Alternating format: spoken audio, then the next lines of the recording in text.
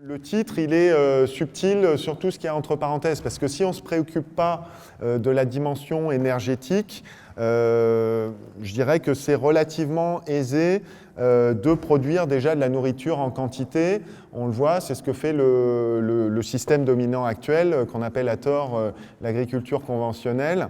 Elle produit en quantité. Après, sur la qualité, c'est un peu plus discutable.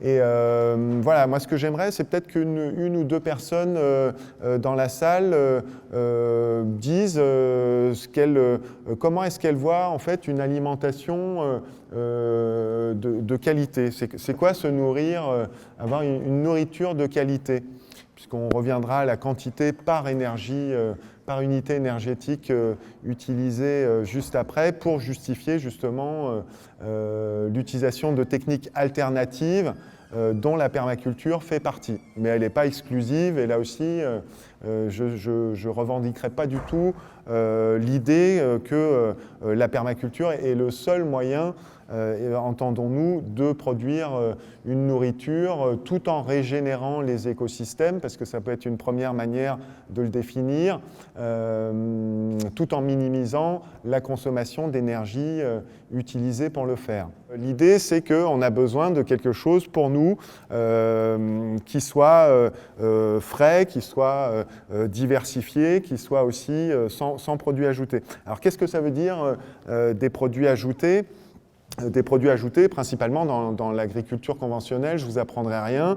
Il y a deux grands groupes, c'est les engrais minéraux, typiquement des engrais azotés, qui vont être ajoutés à un support de culture, bien souvent on l'appelle d'ailleurs dans le milieu un substrat, et ce substrat, en fait, on l'amende en azote, de manière à ce que les végétaux poussent vite et poussent gros.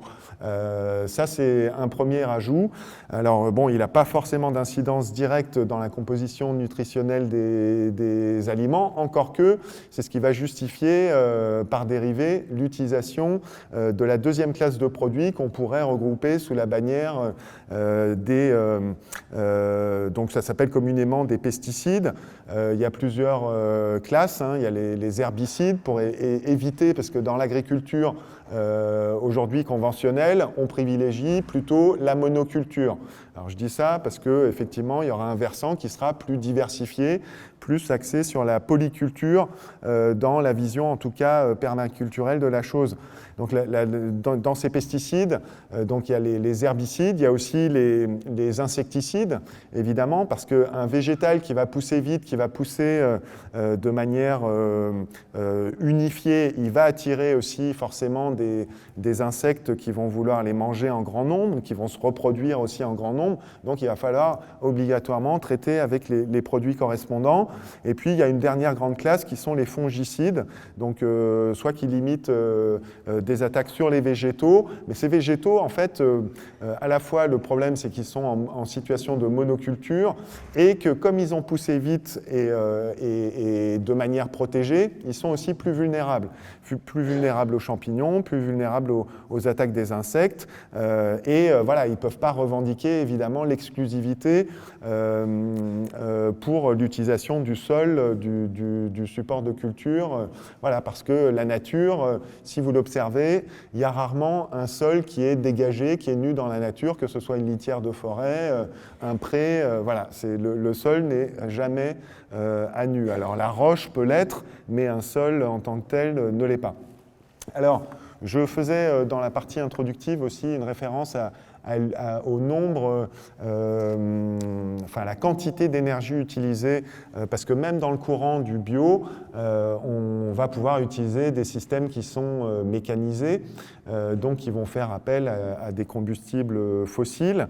Donc là aussi, ça dépend sur quelle échelle en fait on produit et avec quels moyens on produit, parce que même si on élimine la classe des pesticides en termes de produits ajoutés et des engrais minéraux, ça n'empêche que dans plein de pratiques de production biologique, il va quand même y avoir un travail du sol mécanisé et avec des techniques agronomiques assez classiques. Alors même si les labours sont peut-être moins intensifs, ils peuvent exister aussi.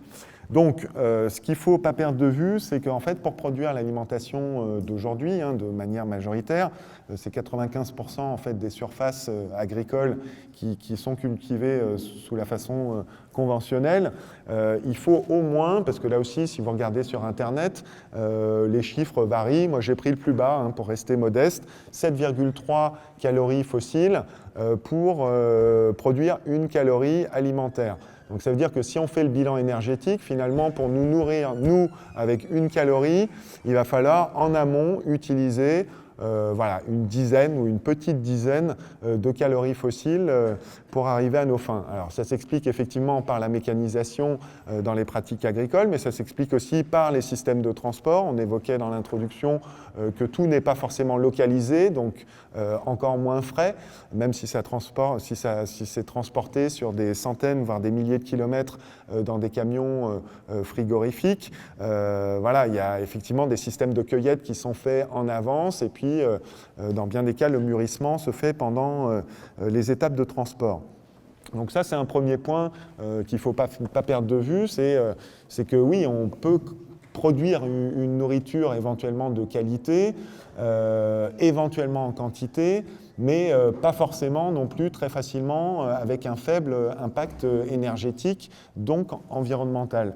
Et puis, ça a été évoqué aussi lors d'autres conférences de manière plus précise, mais moi je tenais quand même à y faire référence, c'est-à-dire que nos régimes, en tout cas dans les pays occidentaux et dans tous les pays qui sont en développement rapide, un des signes traditionnels de richesse, je ne vous l'apprends pas non plus, est d'avoir un régime riche en produits animaux, parfois même trop riche selon certains nutritionnistes. Alors il y a une thèse, en tout cas développée par un excellent documentaire que je vous recommande, qui s'appelle Cowspiracy, qui dit que le problème, en fait, la thèse est la suivante, que le problème en fait, du réchauffement climatique pourrait être simplement résolu si l'ensemble des terriens acceptaient d'avoir une alimentation qui se prive des produits en fait, animaux. Parce que l'impact de l'agriculture, aujourd'hui en France, la majorité des surfaces en fait, cultivées est destinée à produire des aliments qui vont être utilisés par les animaux, qui vont être ensuite transformés de différentes manières, en viande, en produits laitiers et autres.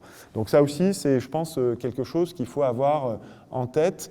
Alors je ne suis pas en train de vous faire le discours qu'il ne faut pas manger de viande, mais je vous dis qu'il existe des études documentées sur l'impact en fait, qu'a ce type d'alimentation, notamment sur l'environnement et également quand il est trop prononcé sur la santé. Donc ça, je ne vais pas le développer, mais c'était pour dresser une toile de fond sur le propos. Donc l'agriculture, puisqu'on en parle, c'est une pratique qui est très ancienne, qui a connu différents stades. En tout cas, dans l'histoire, ça correspond à un moment où l'homme s'est sédentarisé, où les premiers villages et les premières villes ont été créées. C'est là où il y a des regroupements, c'est là où il y a aussi des spécialisations qui sont faites dans les fonctions d'administration, de stockage, de sécurisation aussi des stocks, puisque les céréales sont un aliment qui se stocke facilement. Et c'est ce qui a permis cette expansion, ce développement, notamment des villes. Alors, c'était une pratique qui est ancienne, mais encore que on peut remonter à des pratiques différentes, qui étaient la chasse et la cueillette. Et il y a même certaines études qui disent que dans la période intercalaire entre les pratiques de chasseurs-cueilleurs de l'humain, ces anthropologues qui ont mis ça en lumière, il y a aussi probablement une période où il y a des civilisations humaines qui étaient dans l'horticulture. Donc la culture de plantes diversifiées qui ne sont pas en fait la culture intensive de céréales qui correspondent à nos civilisations modernes. Et donc ça aussi c'est peut-être un autre point de référence qui va nous aider à introduire le sujet de la permaculture. Alors, cette pratique ancienne a été intensive en main-d'œuvre, on le voit sur l'illustration, et elle était relativement peu intensive en information, bien que pas mal de savoirs ancestraux se transmettaient de génération en génération. Le modèle actuel, il s'est concentré sur une population très réduite, avec une mécanisation intensive, donc ça demande beaucoup d'énergie et relativement toujours peu d'informations. Alors il en faut, il y a il y a des conseillers agricoles, il y a des sites internet, il y a même des technologies qui vont pouvoir vous doser l'épandage au gramme près par hectare. Bon, ça existe, ça commence à se répandre. Des systèmes de géolocalisation aussi. Bon, bref, une fuite en avant technologique qui peut être plus ou moins utile. Là aussi, c'est probablement du cas par cas. On ne peut pas émettre un jugement définitif. En tout cas, vous voyez qu'il y a des différences, notamment sur la main-d'œuvre. Alors, c'est bien pour le confort de la population moderne qui s'est affranchie du travail des champs et puis qui peut vaquer à d'autres occupations, comme venir assister à un colloque ce samedi à Melun. Alors, donc, et peu intensive donc en information. Je vois que la phrase n'a pas été finie, mais on y reviendra après. Donc là, tout ça, en fait, multiplié par des années, puisque depuis les années 50, ça va faire bientôt 70 ans qu'on est dans ce modèle-là, en expansion. Très peu de gens le pratiquent, donc c'est devenu très intensif. Donc en haut, je ne sais pas si vous arrivez bien à voir, c'est une photo de ce qu'on appelle les feedlots, hein, ces élevages intensifs aux États-Unis, mais ça commence à faire son apparition en France. Hein. La ferme des 1000 vaches, c'est peut-être quelque chose dont vous avez entendu parler aussi, donc avec production de méthane si on veut derrière, mais bon, pour la condition animale, c'est tout à fait moyen, puisqu'il n'y a pas un brin d'herbe qui pousse. C'est de la nourriture aussi qui n'est pas forcément adaptée à ces animaux-là. Et donc, comme ils n'ont pas de la nourriture adaptée dans un environnement adapté, probablement que la qualité va être discutable. Ça aussi, c'est quand même une caricature, mais il faut savoir de quelle manière la viande qu'on mange est produite. Et en bas, on voit une petite photo. Bon, c'est une des quelques manifs agricoles. Donc, les éleveurs sont effectivement les plus touchés, mais ce n'est pas les seuls. En fait, cette population réduite d'agriculteurs aujourd'hui, elle souffre de différents maux. C'est qu'il y a en fait un système qui est de plus en plus dépendant d'intrants, ça on l'a dit, mais qui est aussi de plus en plus fragile. Fragile parce que soumis à des infimes variations.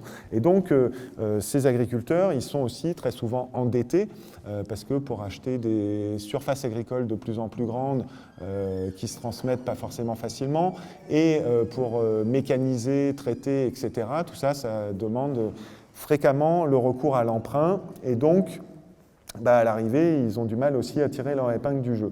Alors, quelles alternatives existent? Il en existe de nombreuses, hein, que ce soit l'agroécologie, la biodynamie. Je vais montrer un transparent juste après qui montre quelques-unes de ces pratiques. En tout cas, sur ces photos, vous voyez une végétation qui est plus variée que celle d'un champ en monoculture. Donc vont coexister différentes essences, différentes strates aussi, on va revenir dessus, que ce soit des plantes annuelles qui poussent au sol, mais aussi des plantes qui vont être pérennes, des arbustes, des arbres, et pourquoi pas des jardins-forêts, qui est un concept assez répandu aussi. Donc ces différentes pratiques en fait ont le point commun d'être elles relativement plus intensives en main-d'œuvre, peu intensives en énergie également comme autrefois, mais beaucoup plus intensives en information. Et donc sur ce schéma, vous voyez différentes pratiques. En fait, les patates ne sont pas très justes dans leur zone de recoupement, mais enfin, c'est une illustration qui voulait juste montrer que les choses se recoupent largement. Il n'y a pas d'écoles qui sont tout à fait segmentées, c'est-à-dire que ce qu'on peut pratiquer dans l'agriculture naturelle, ça peut aussi se pratiquer en agroécologie. La permaculture, on va voir comment elle se distingue, mais en tout cas, tous ces noms en fait, de pratiques qui sont listés ont pour point commun déjà de s'occuper de restaurer la vie dans les sols. Et donc, ça, c'est ce qu'on va développer rapidement après. Il y a un ensemble de sciences aussi qui étudient cela. Il y a des spécialistes qui vont étudier la pédologie, donc la vie en fait dans les sols, et donc s'occuper de régénérer la vie dans les sols. Ça se fait aussi par des techniques qui sont principalement d'incorporer des matières organiques, de refabriquer de l'humus pour que la terre soit vivante. Parce qu'en définitive, La Terre, c'est tout simplement, on va le voir, un habitat et il y a des habitants dans cet habitat. Donc je vais développer ça juste après. Juste avant, je voulais vous évoquer justement, avant qu'on rentre dans ce petit, qu'on fasse une petite incursion dans la vie des sols, sur l'éthique en fait de la permaculture. Je pense que beaucoup de gens vont s'y reconnaître. La première, c'est une éthique en 3 volets qui sont assez simples. C'est soigner en fait la terre.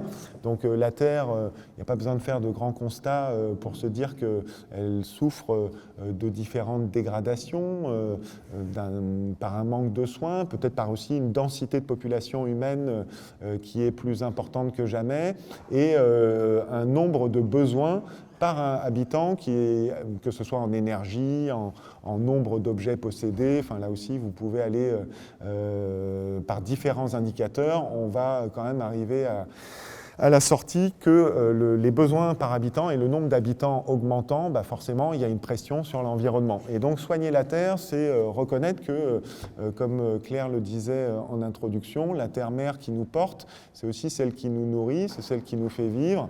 Elle a besoin de soins. Et donc, aujourd'hui, on est à une époque historique où c'est plus difficile que ça se fasse naturellement, comme il y a encore quelques siècles ou quelques décennies. Soigner la Terre, ça veut dire réhabiliter en fait, des écosystèmes qui sont dégradés, et ça, il existe plein de techniques pour le faire. Le deuxième pendant en fait, de l'éthique de la permaculture, c'est de soigner les humains, soigner les hommes. Donc les humains, là aussi, dans des systèmes modernes, souffrent. Alors ça peut être au niveau de la santé, ça peut être au niveau psychologique, ça peut être socialement aussi, comme on le voyait pour les agriculteurs, ce n'est pas les seuls. Et donc prendre en compte en fait les différentes interactions qu'on a avec notre voisinage, notre famille, notre environnement social par extension, mais aussi avec nous-mêmes. Parce que l'un des partis pris de la permaculture, c'est de dire qu'on pourra efficacement soigner ce qui nous entoure, que ce soit la nature ou les autres humains, ou en tout cas y faire attention. Si vous nuancez le propos, ce n'est pas forcément soigner, apprendre à la lettre, mais en tout cas, c'est au moins y prêter attention. Ça ne peut se faire que si on a fait un petit travail sur soi et qu'on prend soin déjà en premier, c'est évident, de sa propre personne. Et donc le troisième pendant, c'est de partager équitablement les surplus. Parce qu'une des vocations de la permaculture, qu'on n'a pas encore définie, mais on va y venir, c'est de vouloir créer de l'abondance en recréant des systèmes, des écosystèmes qui sont eux-mêmes inspirés de la nature. Donc si on s'y prend bien, on crée de l'abondance, on crée de la diversité, et la question c'est comment la redistribuer, qu'est-ce qu'on va en faire? Alors c'est un double flux, quand on dit retour des surplus, c'est à la fois vers les humains, mais aussi vers la terre. C'est-à-dire qu'il va y avoir une production d'engrais verts, de biomasse qui va être restituée à la terre pour qu'elle redevienne vivante et fertile. Alors, l'éthique, ça c'est une petite phrase complémentaire que j'aime bien, que je voulais vous citer. Donc la seule véritable décision éthique à prendre, c'est de prendre la responsabilité de sa vie et de celle de ses enfants.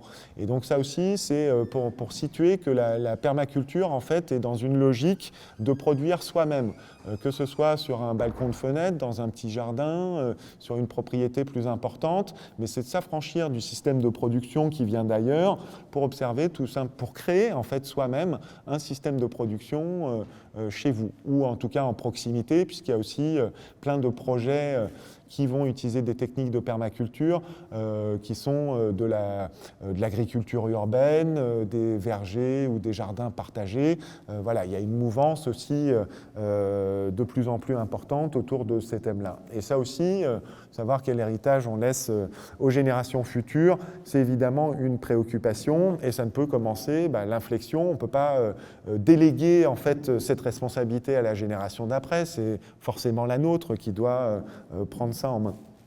Alors, qu'est-ce qu'un sol vivant? Je le disais, un sol vivant, c'est à la fois un habitat, donc c'est la partie minérale, le substrat, si on reprend ce terme. Donc voilà, il a différentes caractéristiques physico-chimiques, avec un pH donné, avec une teneur en limon, en sable, et éventuellement en argile. Donc ça, c'est un peu l'habitat, si on se le représente assez simplement. Mais la question, c'est est-ce que dans les sols, dans les terres agricoles actuelles, l'habitat, il est toujours favorable pour la faune qui rend ce sol vivant? Pas forcément, on l'a vu, notamment la compaction, mais il y a aussi les produits, on en a parlé. Il reste à évoquer aussi un phénomène très important qui touche la vie des sols, c'est l'érosion. Puisqu'un sol qui est nu va être plus facilement sujet à l'érosion du vent, l'érosion de la pluie.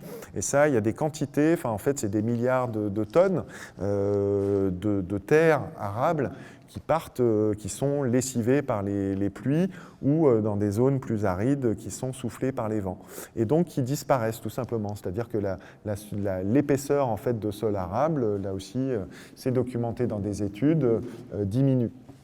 Et donc, le fait qu'il y ait un habitat convenable avec une nourriture abondante, c'est de la matière organique principalement, des végétaux en décomposition, mais aussi des mangeurs de végétaux en décomposition, puisque tout ça, c'est un véritable écosystème qui existe dans le sol. On va avoir un échantillonnage.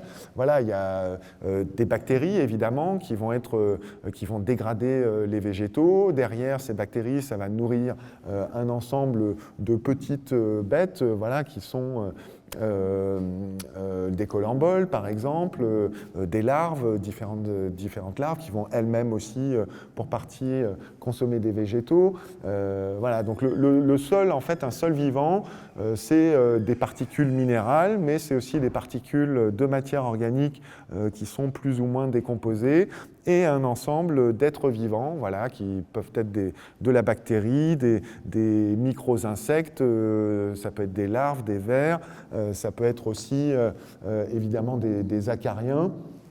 Voilà, donc là aussi, je ne vais pas faire un exposé détaillé, on n'a pas le temps pour ça, mais il y a un véritable écosystème en fait, qui existe sous la surface du sol, et ça, c'est bien d'en être conscient, parce que quand on va en fait essayer de faire un jardin en permaculture, eh bien, il va y avoir des zones qu'on va destiner en fait à la circulation, des allées typiquement, qu'on va s'autoriser à piétiner, mais il faut savoir que ça va être un endroit moins favorable que les plates-bandes sur lesquelles on va éviter de marcher pour éviter de les compacter.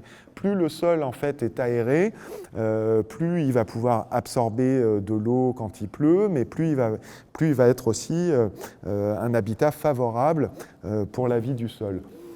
Et donc, en fait, ces différentes chaînes alimentaires qui vont s'alimenter elles-mêmes jusqu'à arriver à ce qu'on appelle les complexes argilo-humiques, c'est-à-dire c'est des combinaisons moléculaires entre des particules d'origine minérale et des particules d'origine organique, voilà, qui vont être le substrat pour un sol vivant, un sol sain. Et en fait, un sol sain, c'est là où je veux en venir dans le développement de ma conférence, un sol sain, par essence, il propose à la plante, quelle qu'elle soit, tout ce qu'elle a besoin pour vivre dans de bonnes conditions, puisqu'il va y avoir voilà, l'ensemble des matières azotées, des matières, voilà, s'il y a des agronomes, c'est les fameux NPK qui vont être là en quantité équilibrée, mais il va y avoir aussi un ensemble de matières d'oligo-éléments, donc d'origine minérale aussi, mais aussi voilà, des matières organiques qui vont permettre à la plante de se nourrir dans de bonnes conditions. Et d'ailleurs, au passage, cette nourriture, elle est, pour ce qui constitue la masse de la plante, vraiment minoritaire, puisque l'essentiel du poids du développement d'une plante se fait par l'absorption de matières gazeuses, voilà, le CO2 notamment, qui va intégrer les atomes de carbone dans les chaînes carbonées. Ok, donc ça, c'était un petit détour par le sol vivant. Donc la permaculture, si je donne un autre point d'entrée, c'est une discipline qui va s'intéresser notamment à la vie du sol, mais pas seulement, parce qu'il y a un ensemble d'autres thèmes importants qui sont les microclimats, qui sont également tout le domaine énergétique, puisque la vocation de la permaculture, c'est aussi d'avoir un mode de vie qui diminue notre empreinte, notamment en termes d'énergie. Alors, la permaculture, pour vous dire rapidement d'où ça vient, c'est les années 70, c'est assez récent. Bill Mollison à gauche, David Holmgren, qui était à l'époque un étudiant, sont en fait les deux personnes qui ont développé ce concept. C'est venu de la contraction du mot agriculture permanente. Donc en fait, ils ont cherché des moyens de pérenniser l'agriculture. En fait, ils ont été tout simplement soumis aux informations du Club de Rome dans les années 70, début des années 70, et ils ont cherché des moyens de forger une agriculture qui soit permanente.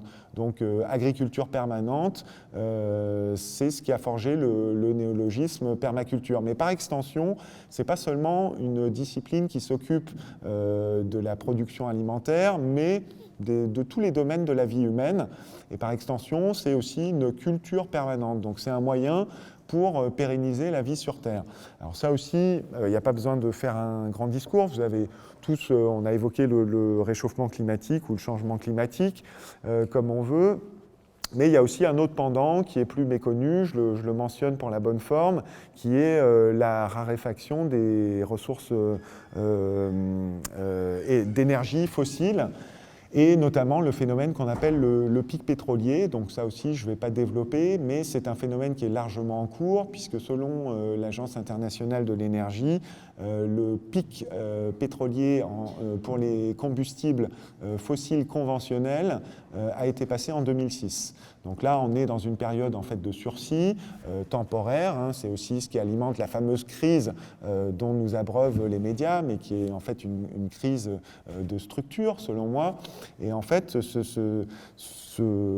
cette période de flottement correspond à un ajout massif de combustibles fossiles non conventionnels. Tout ce qui est huile, gaz de schiste, les sables bitumineux de l'Alberta, etc. On pourra en faire une longue liste. Les forages offshore ultra profonds. Bref, on va chercher en fait les ressources ultimes. Ça n'éludera pas en fait le problème qui va arriver derrière, c'est qu'il y a un moment donné, accroissement de la population, de leurs besoins, diminution des stocks, la courbe va se croiser, et là on arrivera, comme en 2008, à des cours pétroliers et puis dérivés qui vont flamber, parce qu'au passage, les prix alimentaires sont aussi indexés sur les prix du pétrole. Et ça, je vous invite à lire un article en fait, qui a été traduit en français, que vous trouverez assez facilement, qui s'appelle « Nous mangeons du pétrole » et qui a été écrit à la fin des années 90 par Allen Dahl Pfeiffer. Donc là aussi, si vous voulez les références complètes, je pourrais vous les redonner en fin de conférence. Mais ça fait prendre conscience de voilà, ce phénomène que j'évoquais, qu'il faut beaucoup d'intrants énergétiques par unité alimentaire, par calorie alimentaire utile pour l'humain. Alors là aussi, ça se multiplie au passage par le fait que pour produire une calorie qui viendrait d'un poulet, il a fallu produire 10 calories, une dizaine de calories végétales. Et, c'est plutôt 3 pour le poulet et c'est une dizaine pour le bœuf. Voilà. Donc selon le type de nourriture animale qu'on va consommer, elle est plus ou moins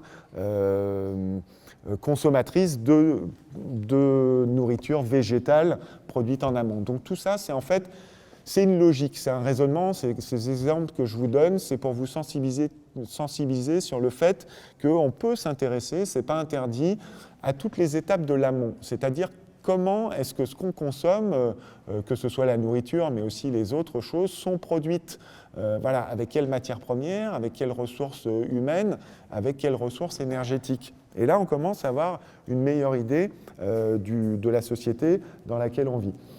Donc ces deux personnes ont été à l'origine d'un mouvement, en fait, c'est une autre manière de définir la permaculture, un mouvement international qui est encore peu développé, c'est quelques pourcents maximum de la population qui s'intéresse à ce sujet. Vous en ferez peut-être partie aussi, vous viendrez grossir les rangs, j'espère, des personnes qui s'intéressent à la question. Et donc, voilà, je vous ai fait un petit pot-pourri de quelques définitions de la permaculture. Donc, une approche pour concevoir des espaces de vie autonomes et durables. Autonome, pour pas être, ça ne veut pas dire autarcique, il y a une nuance, hein, mais autonomes, ça veut dire qu'ils ne sont pas en prise avec des productions alimentaires qui viennent d'Amérique du Sud ou d'Afrique. Alors bon, on peut consommer peut-être un peu de chocolat de temps en temps ou de café, mais c'est dire que voilà, les primeurs, en tout cas, c'est une aberration de les faire venir de l'autre bout de la planète, parce que là aussi, leur bilan énergétique ne va pas être très bon. Une définition plus développée, c'est de concevoir des habitats humains qui vont copier les écosystèmes naturels. Et donc, l'idée, c'est d'avoir en permaculture une observation attentive, une prise d'information conséquente, mais aussi pour avoir un impact le plus important possible. C'est-à-dire que c'est en fait le mot action minimale sur le transparent, c'est la bonne action, le bon effet de levier, avoir le maximum d'impact en faisant les bons choix. Et donc l'idée, c'est de faire les bonnes actions qui s'enchaînent dans le temps. Il y a deux dimensions, ce qu'on va faire dans l'espace et ce qu'on va faire dans le temps. Et l'idée, c'est que si ces bonnes actions s'enchaînent aussi dans le temps, ça évite d'avoir des regrets à long terme. Donc ça, c'est un permaculteur anglais assez connu, Patrick Whitefield. Et puis, moi, c'est une définition courte que j'aime bien, parce que la permaculture, c'est une discipline qui est transversale, qui va s'intéresser à plein de sciences, de domaines de savoir humain différents.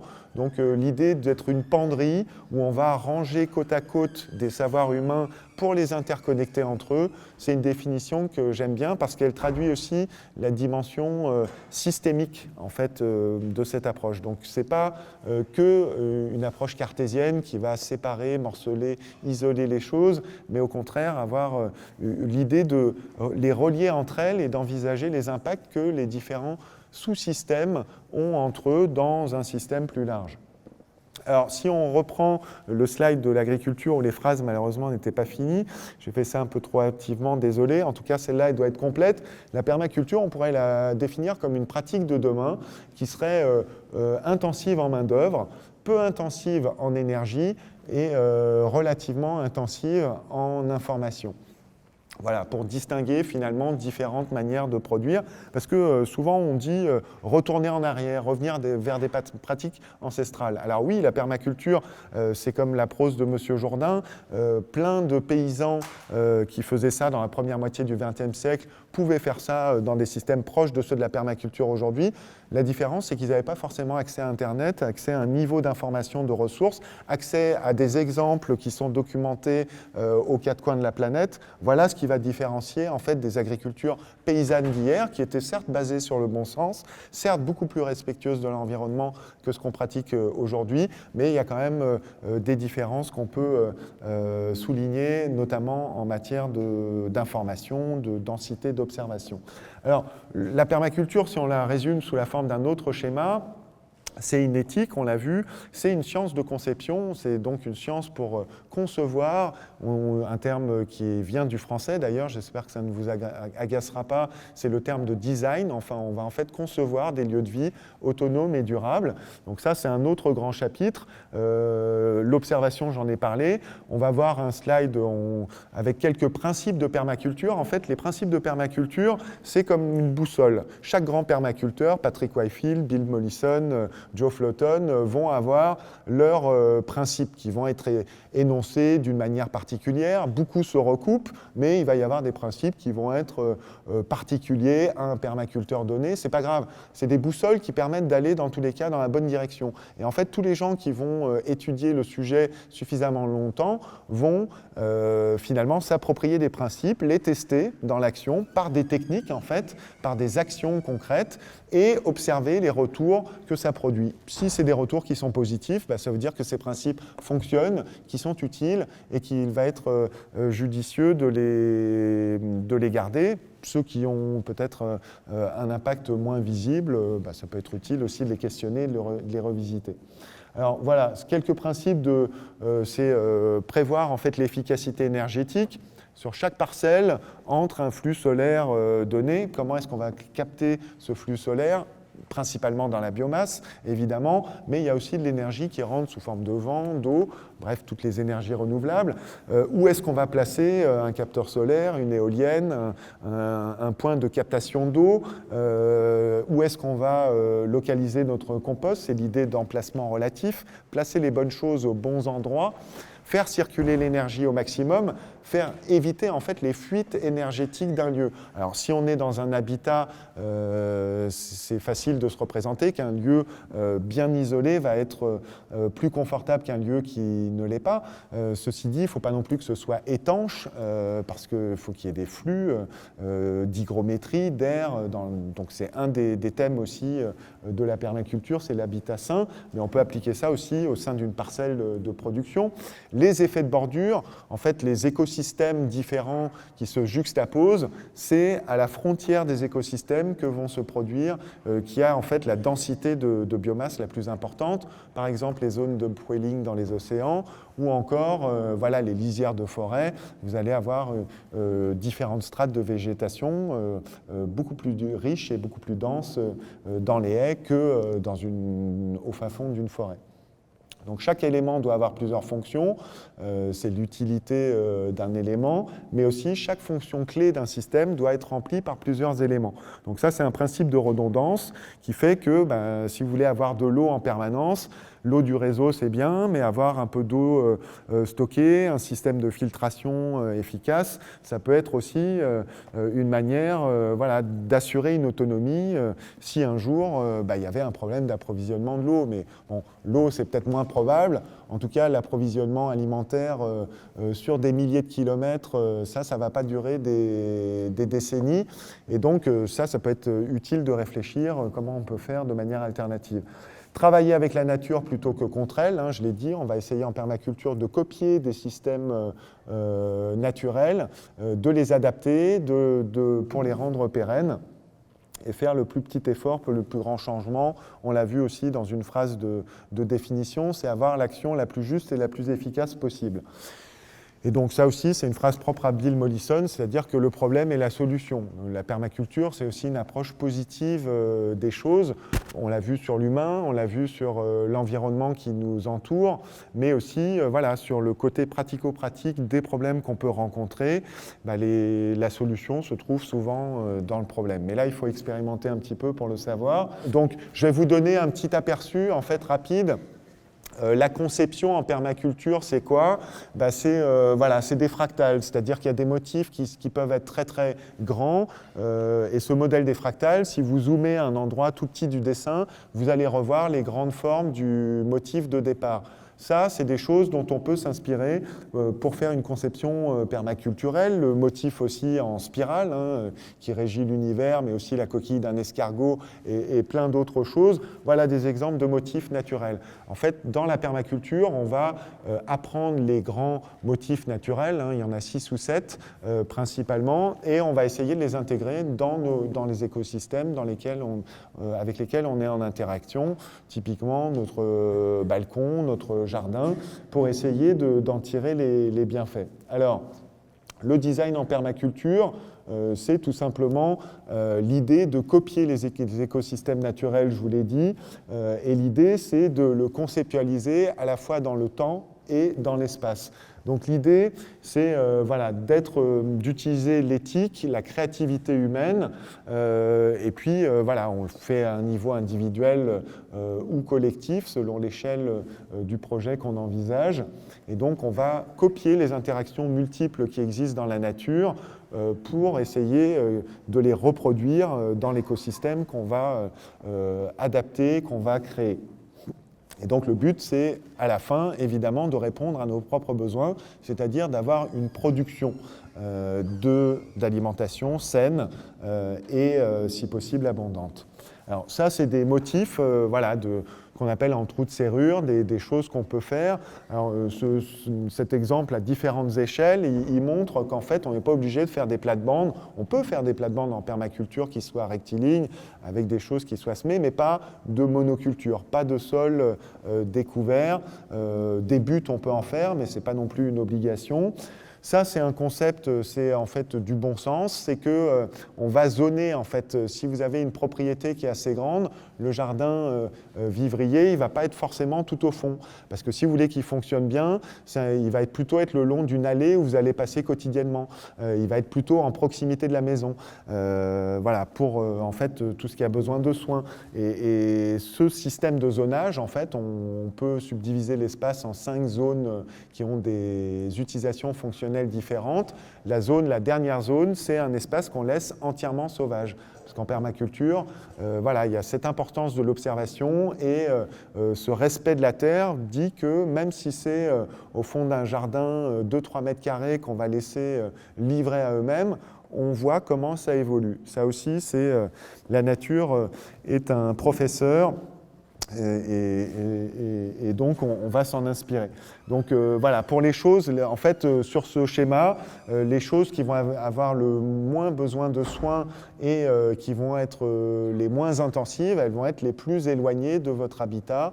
Au contraire, celles qui ont besoin du plus de soins, c'est celles qui sont les plus rapprochées de l'habitat. Et en fait, en réfléchissant à ces différentes productions, à leur demande d'intensité de soins et donc leur éloignement correspondant, on va superposer ça avec ce qu'on appelle l'analyse des secteurs. L'analyse des secteurs, c'est en fait une cartographie qu'on va faire des flux énergétiques. Donc sur ce diagramme, vous voyez en fait sur les bords en bas les diagrammes en fait qui sont les ensoleillements d'hiver, d'été. Donc vous avez en fait en superposant sur des cartes qu'on peut aujourd'hui très facilement avoir sur des sites internet qui vont vous donner aussi ces informations-là.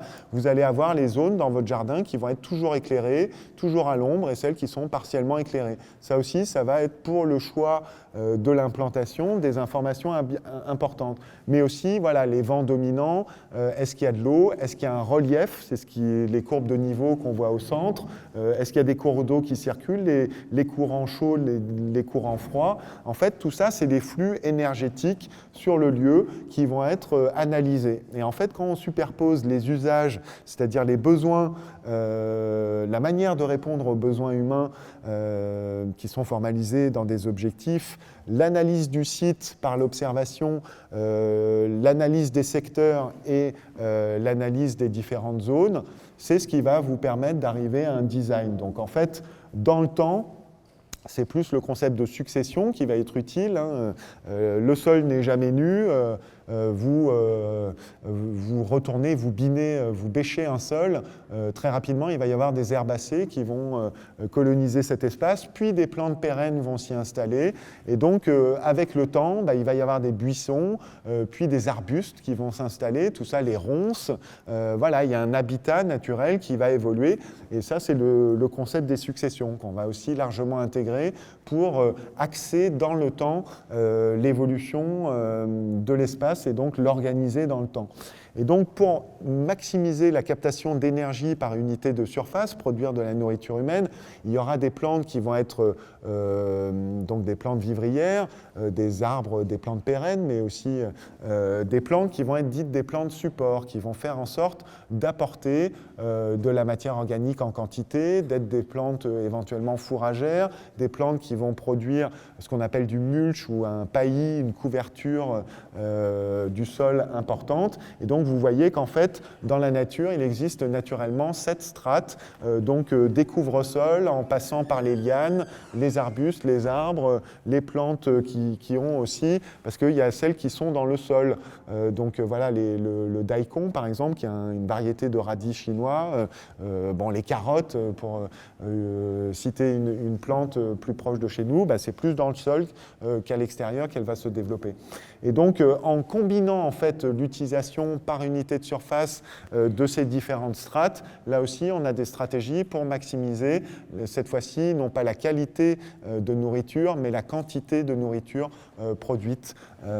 Et l'idée, c'est en fait de créer ce qu'on appelle des guildes, c'est-à-dire des compositions de plantes, d'arbres, d'arbustes, qui vont bien interagir entre elles. Donc ça, s'il y a des jardiniers dans la salle, c'est tous les systèmes de compagnonnage, éventuellement de rotation de culture, qui sont n'ont pas été inventés par la permaculture, évidemment, mais qui sont utilisés pour, dans un espèce de creuset, arriver à utiliser tous ces ingrédients et en sortir un alliage, un assemblage intéressant.